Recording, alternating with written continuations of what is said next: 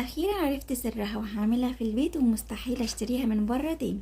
جبت بقى بولة وحطيت فيها معلقة كبيرة من النشا وكمان معلقة من كل التوابل اللي كانت عندي، كان بقى ملح وفلفل اسود وكمان السبع بهارات وتوم بودر وبصل بودر ومكعب ماجي وكمان معلقة صغيرة من الليمون ومعلقة كبيرة من الخل وربع كوباية من الحليب، وقلبت بقى ده كله كويس جدا وحطيته بقى على الوراك. وهنا بقى الوراك كنت عاملة لها فتحات بالسكينة وقلبتها بقى وغطيتها ودخلتها التلاجة حوالي 4 ساعات. والافضل طبعا انك بقى تسيبيها ليلة كاملة في التلاجة. وعلشان بقى اعمل الكفر الخارجي بتاعها جبت بقى كوبايه من الفيجيتار الخشن اللي هو الكرانشي وكمان نص كوبايه من الدقيق و3 معالق من النشا ومعلقه صغيره من البيكنج باودر، وحطيت كمان عليهم بهارات الفراخ وقلبتهم. وكنت كمان بغلف بيهم قطعه الفراخ، وعلشان كمان ازود الكفر كنت بحطها في ميه وتلج وبعد كده ارجعها في الخليط تاني. وسويتها بقى في زيت سخن وكمان غزير حوالي نص ساعه واول 5 دقايق بس على نار عاليه والباقي على